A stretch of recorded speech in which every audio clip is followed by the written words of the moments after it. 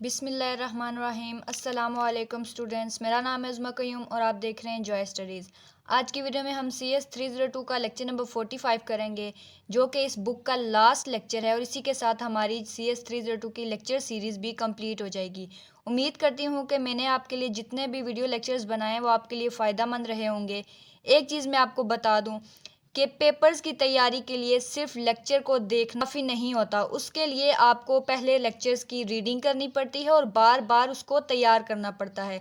एक ही दफ़ा वीडियो देखने से पूरी बुक की तैयारी नहीं हो जाती। उसके लिए इम्पोर्टेंट है कि आप खुद रीडिंग करें, पास्ट पेपर्स को भी देखें। जब आप पर्सनली किसी भी बुक को रीड करते हैं या प्रिपेयर करते हैं तो वाकई ही आप कह सकते हैं कि हम पेपर्स की तैयारी कर रहे हैं। लिहाजा सिर्फ वीडियो देखना ही पेपर्स की तैयारी के लिए काफ़ी नहीं होता। ये आपके लिए एक टिप है। उसके बाद हम अब लेक्चर स्टार्ट करते हैं। सबसे पहला टॉपिक है successive approximation analog to digital conversion. The most commonly used AD for converting analog values to corresponding binary values is the successive approximation AD converter। यानी कि ये कन्वर्टर बहुत ज़्यादा इम्पोर्टेंट है जो कि आमतौर पर यूज़ होता है एनालॉग को डिजिटल में चेंज करने के लिए। It has fixed conversion time. ये खास वक्त में ही कन्वर्जन करता है, ना कम करता है ना ज़्यादा करता है। And is faster than the dual slope AD converter. पिछले लेक्चर में हमने जो इस कन्वर्टर को पढ़ा था वो बता रहे हैं कि इसकी निस्बत जो है सक्सेसिव अप्रॉक्सीमेशन इन्वर्टर जो होता है वो जल्दी काम करता है। The successive approximation converter is however slower than the flash converter.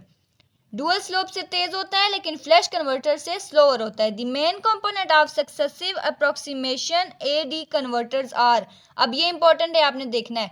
Successive approximation register, पहला कंपोनेंट इसका ये है SAR, दूसरा है डिजिटल टू एनालॉग कन्वर्टर और तीसरा है एंड अ कंपैरेटर। अब नेक्स्ट हमें एक डायग्राम दी गई है सक्सेसिव अप्रॉक्सीमेशन 4-बिट AD कन्वर्टर की, जिसके ऊपर एक इनपुट नेगेटिव की दी जा रही है और दूसरी आउटपुट की, और यहाँ से ये जो दो सिग्नल्स हैं ये कंपैरेटर के तौर पर काम कर रहे हैं। अब ये देखें, इसकी जो इनपुट है एक डिजिटल टू एनालॉग कन्वर्टर के साथ कनेक्टेड है जो कि आउटपुट के तौर पे शो हो रहा है, और एक है SAR के साथ कनेक्टेड D फ्लिप फ्लॉप है और यहाँ पे एक क्लॉक सिग्नल भी दिया जा रहा है। जो रिजल्ट आएगा वो सीरियल होगा, बाइनरी आउटपुट। और ये देखें D0 एंड D3 1 2 3, यानी कि ये 4-बिट आउटपुट आएगी जो कि पैरेलल बाइनरी आउटपुट कहलाएगी। नेक्स्ट आता है the analog signal sample which is to be converted into corresponding binary value. कोई भी एनालॉग सिग्नल है जिसे हमने बाइनरी वैल्यू में चेंज करना है, यानी कि डिजिटल में चेंज करना है, उसके साथ हम क्या करेंगे, is applied at the non interval input of the comparator. Comparator की नॉन इंटरवल इनपुट के तौर पर डालेंगे। इनिशियली सबसे पहले क्या होगा, the most significant bit D3, ऊपर जो हमने डायग्राम देखी है उसमें आपने जाके चेक करना है। D3 की जो बिट होगी is set to logic 1 by successive approximation register. ये इसकी मदद से लॉजिक 1 सेट कर दी जाएगी। नेक्स्ट आता है successive approximation DA converter. Table देखने से पहले आपने इससे रिलेटेड एक दफ़ा रीडिंग कर लेनी है, फिर आपको ये टेबल इंशाल्लाह आसानी से समझ आ जाएगा। टॉपिक है analog to digital converter errors. अब अगर एनालॉग से डिजिटल में हम कन्वर्ट कर रहे हैं तो उसके अंदर कोई ना कोई एरर भी तो आ सकता है ना, तो यहाँ पे बता रहे हैं कि ये 3 तरह के एरर्स होते हैं during the conversion operation. 3 errors encountered during the conversion operation are the missing code. पहला है मिसिंग कोड, दूसरा है इनकरेक्ट कोड एंड तीसरा है ऑफसेट एरर। ये तीनों तरह के एरर्स हैं, आपसे पूछ सकते हैं पेपर में। The 3 errors are represented through graphs. अब ये जो तीनों एरर्स हैं ये ग्राफ की मदद से दिखाए जा सकते हैं। Are test signal which is an ideal linear ramp, कोई भी टेस्ट सिग्नल है वो आइडियल लीनियर रैम्प होता है। Is assumed for testing for the 3 errors, इसकी मदद से हम उन तीनों एरर्स को फाइंड आउट कर सकते हैं या फिर टेस्ट कर सकते हैं। तो जो सबसे पहले एरर आता है वो है missing code. In the graph illustrated to highlight the missing code 1001 a linearly increasing analog voltage is applied at the input। यानी कि अगर ये वाला एरर आ जाए तो हम क्या करेंगे, लीनियरली एनालॉग वोल्टेज को डालेंगे, यानी कि बढ़ा कर डालेंगे। Is applied at the input of an AD converter and the binary output is plotted. बाद क्या होगा, जो बाइनरी आउटपुट है वो प्लॉट होना शुरू हो जाएगी, यानी कि हमें नजर आना शुरू हो जाएगी। नेक्स्ट एरर आता है इनकरेक्ट कोड, यानी कि जो कोड डाला गया है या जो रिजल्ट आ रहा है वो है ही गलत। Incorrect code at the output of the AD converter is due to particular bit stuck. ये कुछ खास तरह की बिट्स होती हैं जो कि स्टक हो जाती हैं, उसकी वजह से ये एरर बनना शुरू हो जाता है। At some fixed logic values, कुछ इस तरह की वैल्यूज जो कि फिक्स्ड होती हैं, उन पर अगर कोई बिट स्टक हो जाए तो हम कहेंगे जो इनकरेक्ट कोड का जो एरर है ये अकर होना शुरू हो गया है। तो ये ग्राफ आप एक दफ़ा देख सकते हैं, मिसिंग कोड 1001, यानी कि ये वाला जो नंबर है ये यहाँ पर मिस होना शुरू हो जाएगा। तो हम कहेंगे यहाँ पे एक चीज़ थी जो मिस हो गई है, एग्जिस्ट नहीं कर रही। नेक्स्ट एरर का जो हमें यहाँ पे ग्राफ दिया गया वो है इनकरेक्ट कोड।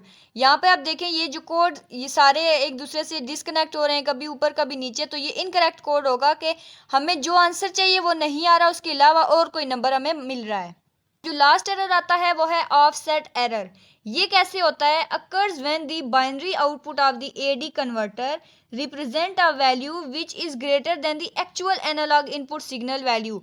यानी कि हमने कोई वैल्यू डाली जो रियल वैल्यू थी उससे बड़ी आना शुरू हो गई है, ग्रेटर देन हो गया, तो ये हो जाएगा offset error.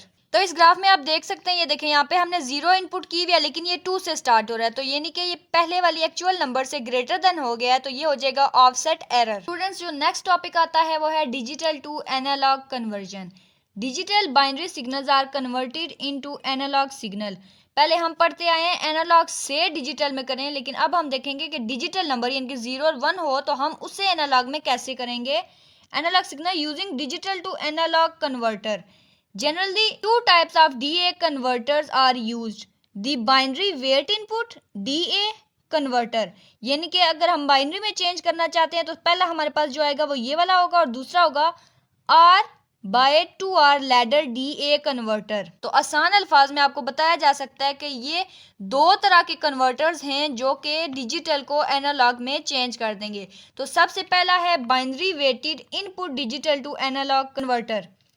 The binary weighted input DA converter is based on summer circuit which sums the input currents based on the binary input and इसका मतलब है कि ये जितनी भी बाइनरी इनपुट्स होती हैं उन दोनों को आपस में सम कर देता है, sums the input currents based on the binary input. उसके बाद दूसरा काम क्या करता है? Represent it as a voltage output, उस चीज़ को वोल्टेज आउटपुट के तौर पर भी दिखाना शुरू कर देता है। उसके बाद बताते हैं कि इस मेथड में होता क्या है। A resistor network is used with resistor values. कोई भी रजिस्टर नेटवर्क है तो वो किस चीज़ के लिए, किस चीज़ के साथ इस्तेमाल होगा? रजिस्टर वैल्यू के साथ। किस काम के लिए इस्तेमाल होगा? Representing the binary weight of the input bits of the digital code, जो कि दिखा रहा होगा बाइनरी वेट यानी कि इनपुट्स को डिजिटल कोड की सूरत में हमें दिखा रहा होगा। नेक्स्ट हमें इस कन्वर्टर के डिसएडवांटेजेस भी बताए गए हैं। ये इसका क्या काम होता है? Is the register having weight values that are required to implement the converter. इसका जो रजिस्टर होता है उस वो वेटेड वैल्यू रख रहा होता है, तो ये इसका एक डिसएडवांटेज है। ये आपसे पेपर में पूछ सकते हैं, बाकी की भी रीडिंग कर लेनी है यहाँ से, और भी डिसएडवांटेजेस आपको मिल जाएंगे। अब जो सेकंड पे कन्वर्टर आता है वो है DR/2R ladder digital to analog converter. DR/2R DA converter derives its name, सबसे पहले वो अपना नाम डिराइव्स करता है, from the register network having value R and 2R। सबसे पहले अपना नाम ड्राइव करता है रजिस्टर नेटवर्क से जिसका नाम होगा R या फिर 2R। This converter also overcomes the problem of having multiple register. इस रजिस्टर की मदद से क्या होता है, ये प्रॉब्लम ख़त्म हो जाती है कि हम ज़्यादा रजिस्टर को इस्तेमाल करें हैविंग वेटेड वैल्यूज़।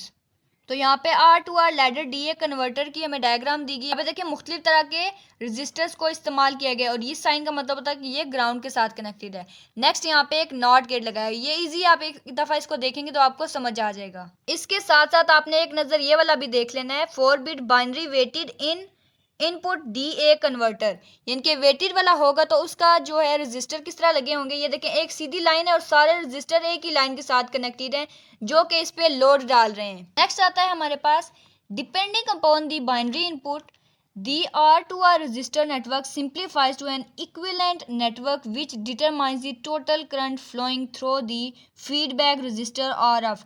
अब सबसे पहले क्या करेंगे, बाइनरी इनपुट पे कोई भी चीज़ है डिपेंड कर रही होगी। अब ये आर और 2R का जो रजिस्टर्ड नेटवर्क है ये क्या करता है, ये चीज़ को सिंप्लीफाई कर देता है एक इक्विवेलेंट नेटवर्क में। अब ये इक्विवेलेंट नेटवर्क काम क्या करता है, determines the total current flowing through, यानी कि फीडबैक के अंदर या फीडबैक रेजिस्टेंस के अंदर जितना भी करंट फ्लो कर रहा है ये चीज़ हमें बता देगी।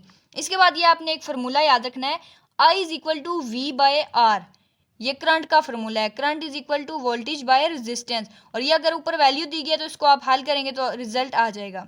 The output voltage V out is represented by the voltage drop across RF, इनके आउटपुट वोल्टेज किससे शो होगी, अक्रॉस RF। आगे ये जो डायग्राम दी गई है R2R register network with binary 0001 और equivalent R2R register network with binary 0001। अब ये नंबर एक ही है, 0001 ही है, लेकिन आपने देखना है इसमें चेंज क्या है।